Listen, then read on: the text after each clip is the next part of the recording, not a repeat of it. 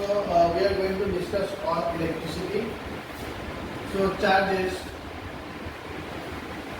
are broadly classified into two types. One is positive,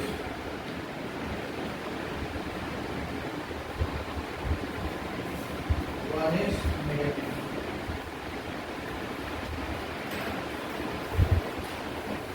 So if we consider an atom consists of positive charged protons and negatively charged electrons.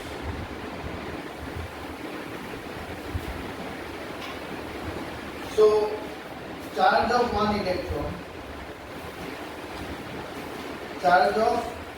electron equals to 1.6 into 10 to the power minus 19 coulomb. Here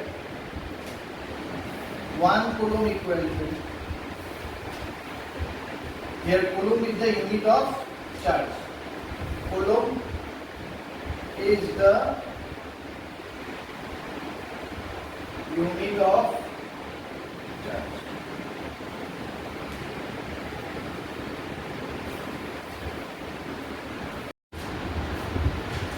Now, a question arises, how many electrons constitute 1 coulomb of charge? How many electrons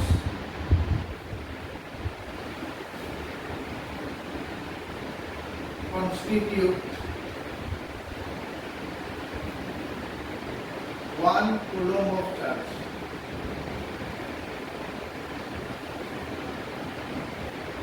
One coulomb of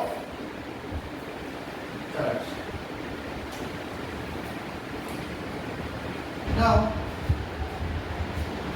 we know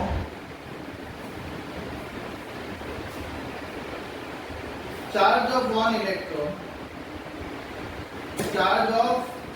electron equals to 1.6 into 10 to the power minus 19 coulomb, or we can say 1.6 into 10 to the power minus 19 coulomb equals to 1 electron. So we can get by the concept of unitary motion that 1 coulomb of charge will be constituted by 1 by 1.6 into 10 to the power minus 19 electrons. So this will simplify to 6.25 into 10 to the power 18 electrons. So 1 coulomb of charge is constituted by 6.25 into 10 to the power 18 electrons. So 1 coulomb is constituted by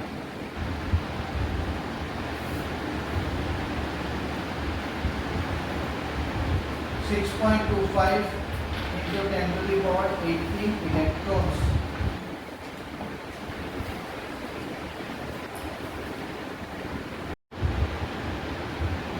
Electric current. Electric current.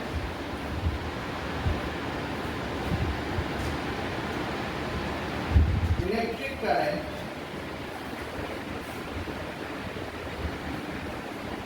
is given by charge per unit time. Now, suppose 5 coulomb of charge is transferred in 5 seconds. So, how much current will be constituted? From here we can get I equals to Q by T, where Q is charge, I is current, T is time. So now, current is given by charge 5 coulomb by 5 seconds. So it will become 1 coulomb per second. So current equals to 1 ampere. Here A is ampere, is the unit of current. So we are now going to discuss about potential. So what is potential? Electric potential is defined as the work done per unit charge. So in order to understand that, suppose a charge Q is transferred from point A to another point B. In order to transfer a charge of Q, how much work we have done? Let us suppose the work done is W. So the potential between the point A and B is defined as the work done divided by the charge transferred. So here, VAB is defined as the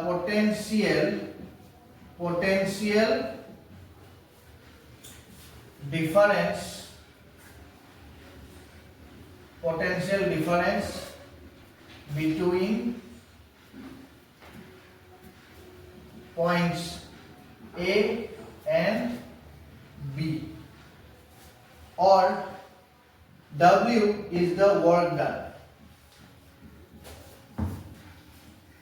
Now suppose between 2 points charge is transferred Q. So in order to transfer the charge, some work has to be done. That work divided by the charge transferred will be equal to the potential.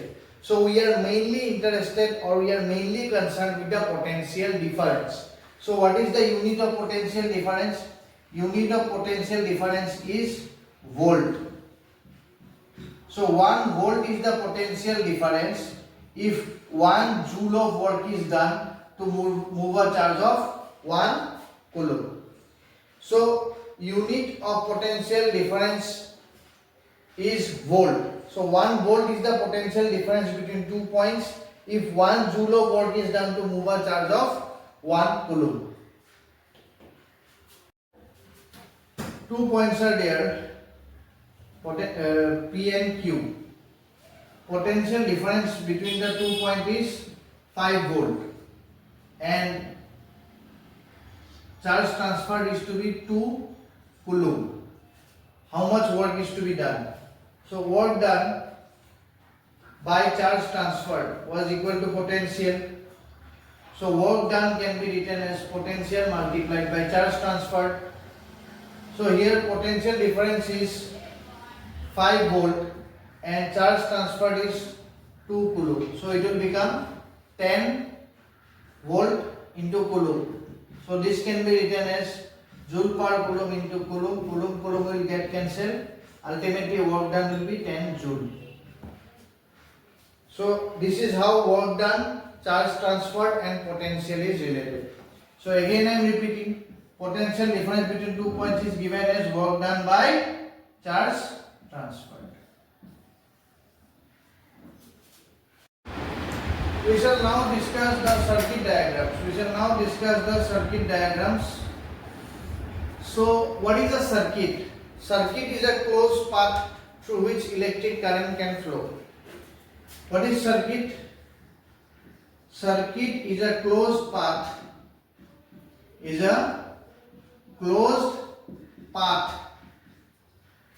Through which electric current flows.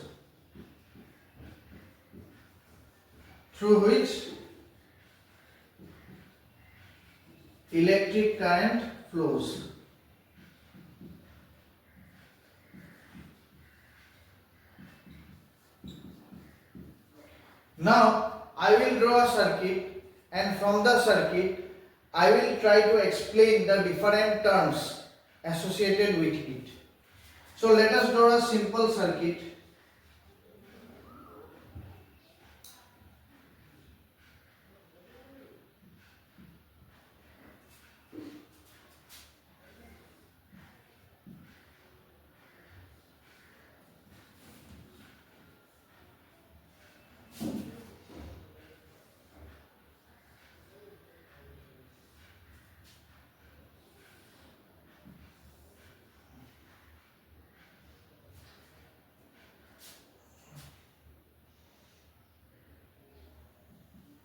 Now here you can see this is a resistor, this is a battery, this is a bulb, this is a ammeter, this is a voltmeter.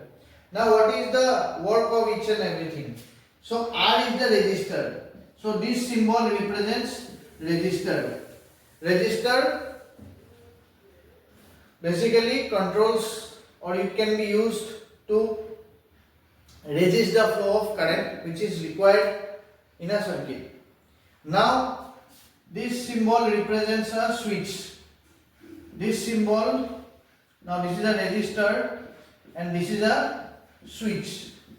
Now a switch can have two conditions. It can either be on or it can be off. Now if the circuit is switched on, then the current flows in the circuit.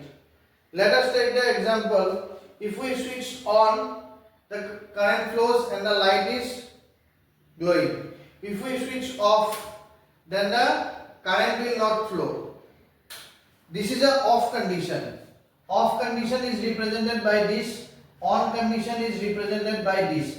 In the off condition, the circuit is open. As the circuit is open, the current will not flow. Now let me give this example. Suppose the circuit is open, the current will not flow because there is a no closed path. So circuit gives a closed path. So when we put on the switch, we basically close the path so the current can flow. Now this is a battery. This is a battery. This is the positive terminal. This is the negative terminal. Now battery has got two terminals. One is positive, one is negative. And battery is used to maintain the potential difference. And without potential difference, current will never flow in the circuit. Current will never flow in the circuit. And what is the function of the ammeter? This is the battery. This is the battery. Battery has got two terminals. One is positive, one is negative. And ammeter, A is the ammeter. What is A? A is the ammeter. What is the function of an ammeter? Ammeter measures the amount of current flowing through a circuit. Ammeter measures the amount of current flowing through a circuit. It is connected in series. Now what is series? What is parallel? I will explain. And V is a voltmeter. V is a voltmeter, and voltmeter is always connected in parallel. Voltmeter measures the potential difference and ammeter measures the current. So ammeter is. We shall now discuss Ohm's law. In order to understand the Ohm's law, so basically what is Ohm's law? See, materials are broadly divided into three categories: conductors, semiconductor and insulators. Now what are the conductors? Conductors are the ones through which electric current can flow easily. Example of conductors are copper, aluminium, gold, silver. And semiconductors are the ones through which current flows intermediately. Example, carbon, gallium arsenide, silicon. And insulators are the one through which current will not flow. Example, bakelite, plastic.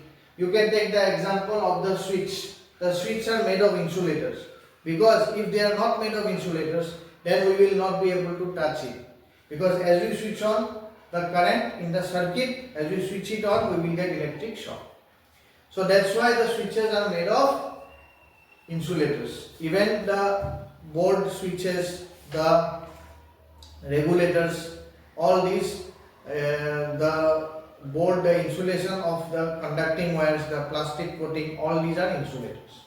Now, according to Ohm's law, in order to understand the Ohm's law, let us consider a conductor. Suppose this is a conductor. Conductor means what? Through which electric current can flow easily. Through this conductor, current is flowing from end A to end B. If current is flowing through it, definitely there has to be a potential difference. Now you can relate the potential difference from the concept of water. Let us consider this water bottle. If we tilt it, then a potential difference is created, water will flow. Because water will never come directly inside the bottle to outside. If I want to drink it, I will have to tilt it and I have to pour it.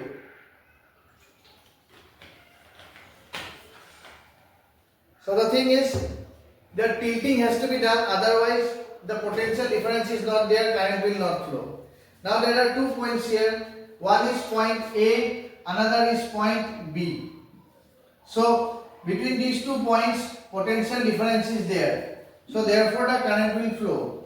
One thing please important, you note down. Current always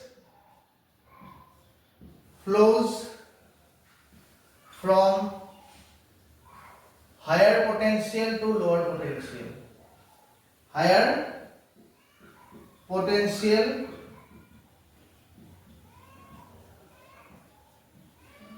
to lower potential.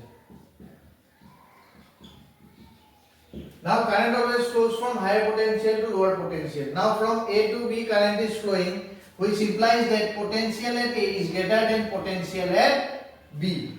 Now this potential difference is directly proportional to the current. So that is the Ohm's law. Ohm's law states that the potential difference between 2 points of a conductor is directly proportional to the current flowing through it. The statement you will get in your NCERT book. Potential difference is directly proportional to the current flowing through it. So if you remove the proportionality, you will get a constant that is known as the resistance of the conductor. So what is the Ohm's law? Ohm's law gives us the statement V equals to I into R. Here V is potential, I is current and R is the resistance of the conductor. Resistance of the conductor. So that's it. Okay, we have already discussed about Ohm's law. So in the Ohm's law, we have got V equals to I into R, where R equals to V by I is the resistance. So in order to understand what is resistance, it's basically it is the resist or obstruction to the flow of current. Unit of resistance. Unit of resistance is ohm, represented by the Greek alphabet omega. So 1 ohm equals to 1 volt by 1 ampere. So 1 ohm, or you can write the symbol, that is equal to 1 volt per ampere. Now if we plot the graph of potential and current, suppose we take the potential along the y-axis and current along the x-axis, then the graph that we will obtain for a conductor will be linear. Linear means the graph will be a straight line. The graph will be a straight line passing through the origin. So this graph represents that V is directly proportional to I, or V equals to IR. From this graph, the slope that we will obtain, will be V by I. This slope is nothing but the resistance. So slope of a VI graph is resistance. So one important thing to note here is slope of a VI graph is resistance. Slope of a VI graph is resistance. So if you plot the graph of voltage and current, so voltage will be in ampere, voltage will be in volts, and current will be in ampere. So from here we can take any random point, you will get voltage and corresponding current. So from here, if we divide voltage and current, we will get the slope. slope will be equal to resistance, that is equal to V by I. So from a VI graph, slope will give us V by I. V by I is resistance, and the graph of V versus I will be a straight line. So the parameter that we get from the slope is resistance. And now we shall move on with the next graph, that is I versus V graph. We shall now discuss the slope of a IV graph. Slope of IV graph. So here I represents current and V represents potential. So if we plot the graph of I along y-axis and V along x-axis, then we will also get a straight line. But the slope that we will obtain will be a reciprocal of resistance. Why? Because here the slope is given by change in current by change in potential. This part is given by change in current and this part is given by change in potential. So we will get current by change in potential. Here this represents change in current and change in potential.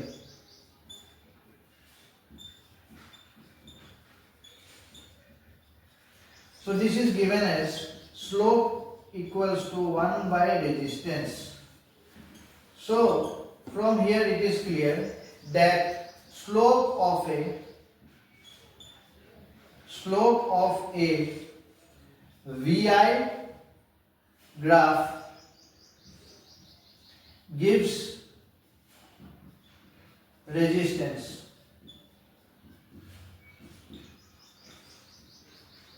And slope of a IV graph